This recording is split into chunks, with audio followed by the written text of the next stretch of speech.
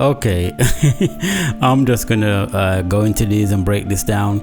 I'm gonna show you a few of the Prime Minister's outbursts and then his comprehensive U-turn. Well, I'm not sure if it's comprehensive, we'll go into that in a minute, but his U-turn in terms of the pay increase that they've awarded themselves.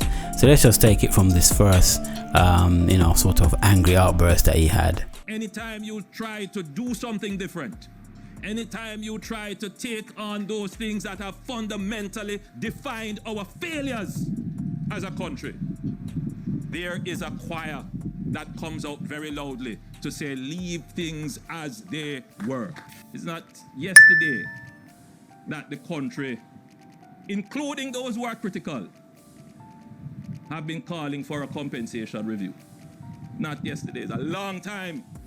But there is a false sense being created that somehow only one class of people have gotten increases.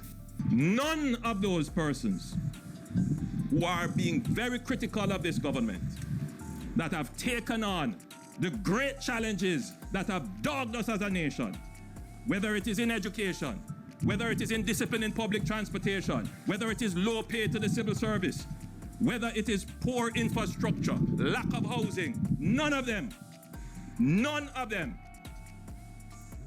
can point to anything that they have done that can come close to what this government has done. PM almost blew his top, but after all that hysterics, he's calmed down and now he's going to give you a more media-trained response in an interview. Check this out. It is not a decision that we took lightly, agonized over it. And there are many in our ranks who felt we shouldn't do it. And equally there are those who felt, listen, it has to be done. My sense of the public response is that there are those who appreciate why it was done. And you can even see it from the opposition benches. Though they are conflicted and flip-flopping. But even they understand the importance of this measure. Unfortunately, by virtue of how it has unfolded, we were not able to put first and foremost the accountability measures. But we have established, and I will announce shortly, a series of accountability measures. And I've said to my MPs and I've said to the ministers that the price of this, the cost of this policy is accountability. Every single MP, all ministers are now committed to ensuring that they earn the salary. They understand that this is not an argument that, well, we weren't paid well from the beginning and therefore on that basis is justification. No. The argument within the MP caucus is that having got this increase, we must now prove to the Jamaican people, even harder than we were working before, that the increases are justified. And they understand that. They understand that the accountability issues are foremost in the minds of the people and that we must do tangible things. Oh my goodness. Prime Minister Andrew Holness. Now, he's actually calmed down in the next video I'm going to show you, and he's have a more reserved, a more media trained response. Ironically, he used the term flip-flopping, but as you can see from the previous clip I showed you, where he was angry and firing on all cylinders, to now he's now reserved a bit and he's calmed down, preparing us for the ultimate U-turn. You're going to see how that flip-flopping becomes ironic, which is a term I use a lot in my videos, by the way. So yeah, we're just going to get into this bit and just see what he's got to say now. Nevertheless, it is important that the country is assured that its leader symbolically and truthfully understands their concerns. As your leader, I do. Therefore, I have directed the Transformation Implementation Unit to remove the Prime Minister's compensation from the new salary scale, institute financial penalties for unexcused absences from sittings of Parliament and committee meetings. And that is a serious measure. So MPs are getting more pay. If they don't turn up, their pay will be docked.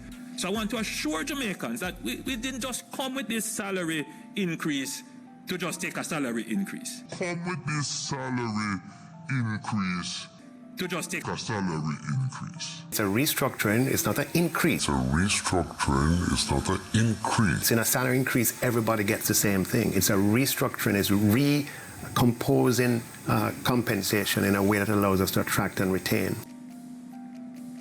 And yes, your concerns about accountability, productivity, performance is valid. I share them. I experience it every single day to get things moving.